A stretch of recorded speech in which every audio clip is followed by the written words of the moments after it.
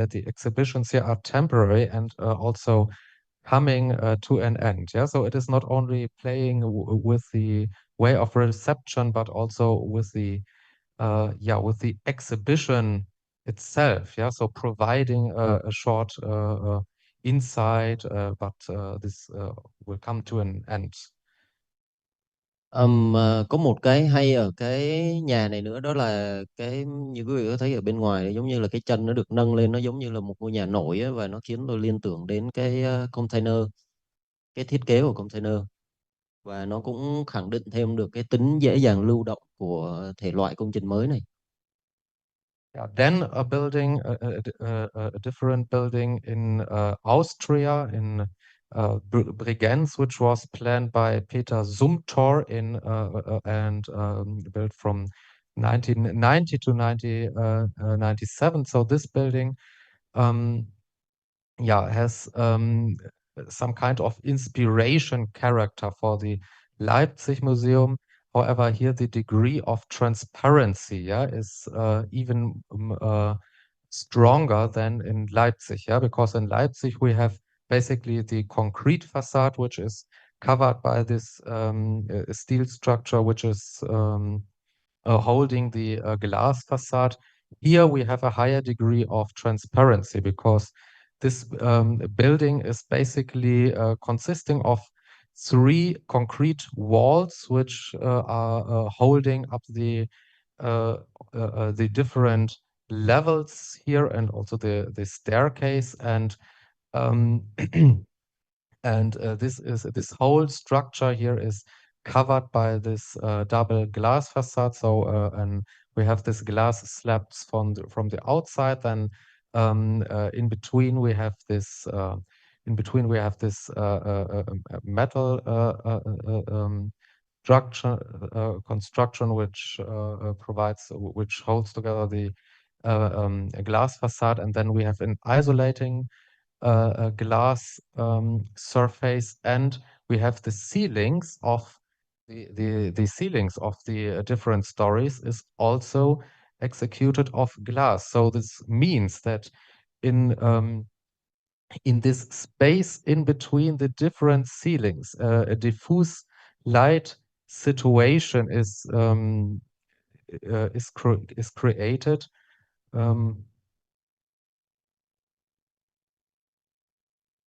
And therefore this building completely works with daylight. Yeah, we have this diffuse daylight. Yeah, this idea with diffuse light. Yeah, we have this of course also in Leipzig, but we do not have there as much as daylight. But there this daylight is imitated by this diffuse lightning rasters. Yeah, as I said, for especially for paintings from the old master paintings from Romanticism, yeah, where we have sunsets, they for this kind of paintings, this lighting is not so well, yeah, because then the paintings they look more some kind of weak, yeah. The colors are not so shining, but um, however, this is a way to lit an exhibition which is never very bad. Yeah, sometimes it works very good with old masters. Spotlighting is a little bit better. Ừm,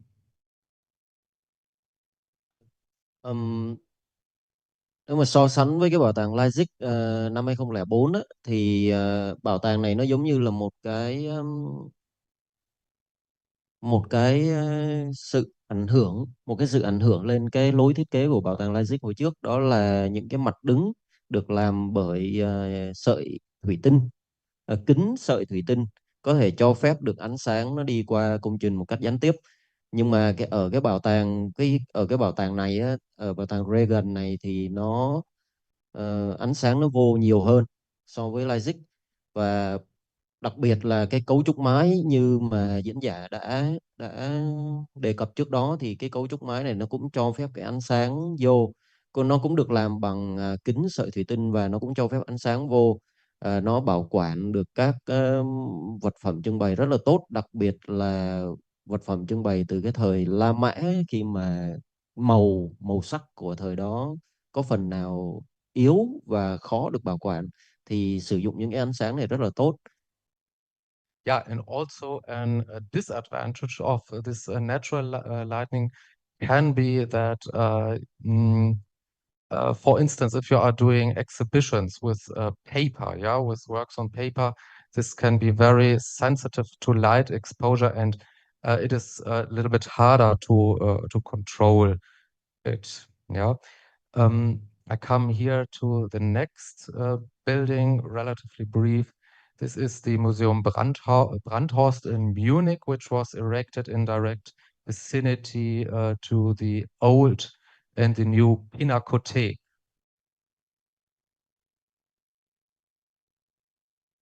Yeah, yeah. This Museum Brandhorst has a very striking facade design consisting of small metal slabs, which with enameled colors, and they are this the surface is not plain, but different metal slabs. Some of them are protruding, some of them are back, and from different points of view, from different angles, the facade gets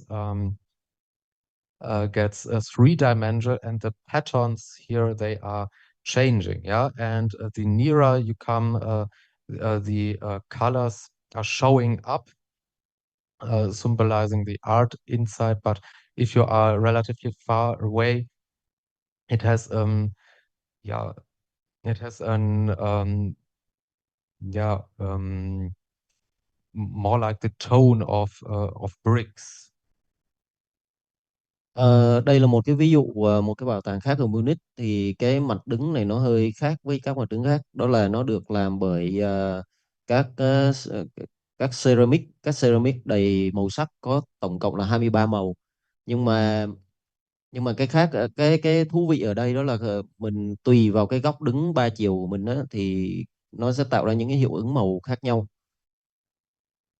Yeah, and then here one insight to the interior. So here again we have a natural light situation, but here the roof is covered, the ceiling is covered with um, yeah, with fabric, with a plastic fabric that can also be moved, and here it is easier to control the intensity of the light.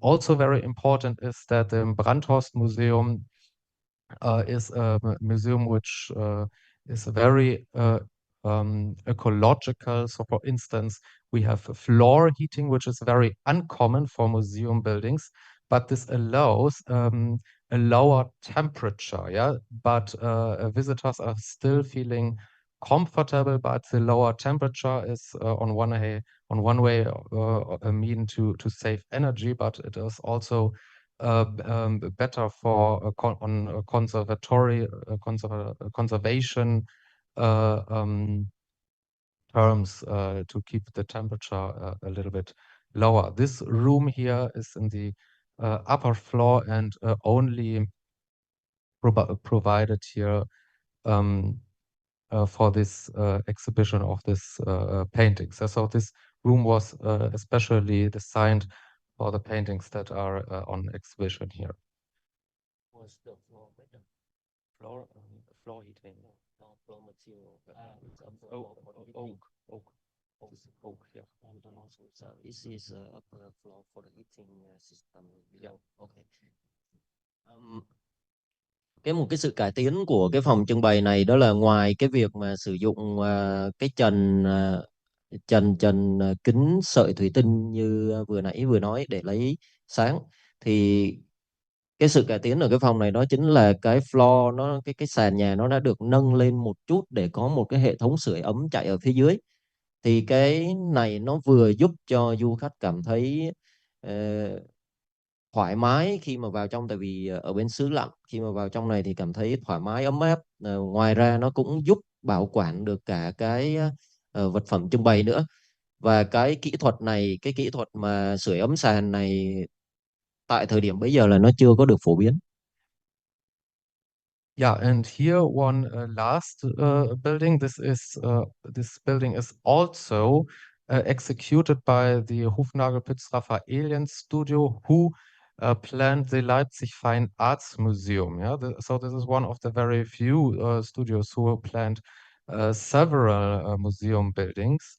And here they did an extension for the Kunsthalle Bremen, for the art museum in Bremen, and we are talking about this two extensions here. Yeah, so this part here was already extended in the 18th, and this here are the new extensions. So it is a little bit different than Leipzig because we have here this concrete surface which contains which contains uh, um, sandstone in it to fit more to the color of the facade of the historical building. And we have then here this band of which can show LED letters to correspond here with this entablature line of the facade of the historic facade. And here we have the floor plan and yeah, where we can see here this annex buildings. And yeah, very interesting is also here the way the this building is connected to the old part. So we have here this gap, always this gap in between to preserve the historic facade.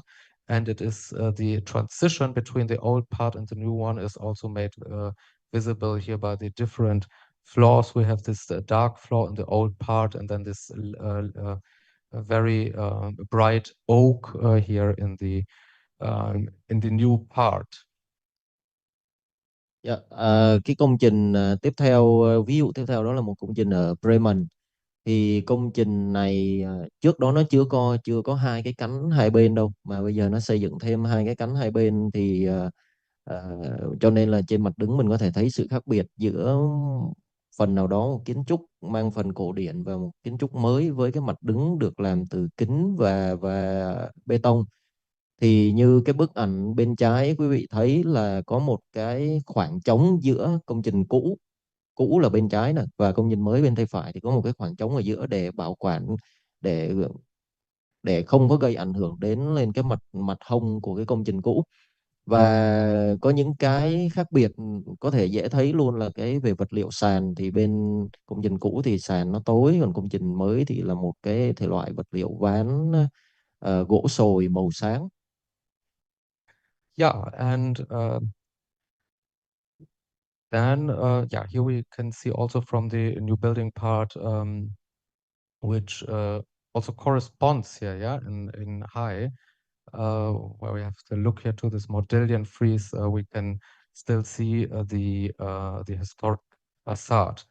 Yeah, then this is I come to the end here. Yeah, a few hints. This is only selected literature, which is very important. I would like to point out here Pablo von Frankenberg, which is about the internationalization of museum architecture. Then we have here several introductions to history and functions of museums by the Alexander couple, or also about new museums. About the Leipzig museums, here I pointed out this publication, which is made in the year when the new building was erected. So basically, you can find in many general catalogs of the Leipzig Museum the history of the building, but this one here is important because this was in the year when the new building was introduced. About the planning phase, the science that I showed, this is only from internal file from museum. Yeah, this is not published. Yeah, about Schinkel and also about the museums in 19th century. here Tsiolkovsky is also very important. Yeah, so this is only a very few selected literature, but the most important one. Yeah, and then I say thank you first of all for the attention. Dạ. Thì trước khi kết thúc là quý vị có còn nhớ có một cái slide nó chiếu một cái ảnh giữa công trình cũ và công trình mới đó, thì cái hay ở cái cánh gà được xây thêm đó chính là khi mà mình tham quan cái phần mới mình vẫn có thể nhìn được những cái hiện vật từ cái mặt đứng của công trình cũ, nó đều là giống như một cái bảo tàng sống. Và đây là một vài một vài cái sách hoặc là những cái bài nghiên cứu mà tôi chọn lọc ra, chỉ là một ít thôi nhưng mà là những cái rất là quan trọng về vấn đề kiến trúc bảo tàng. Và xin cảm ơn quý vị đã lắng nghe. Dạ vâng, xin trân trọng cảm ơn bài thuyết trình rất là thú vị của diễn giả Julian Gala. Và bây giờ chúng ta sẽ có 15 phút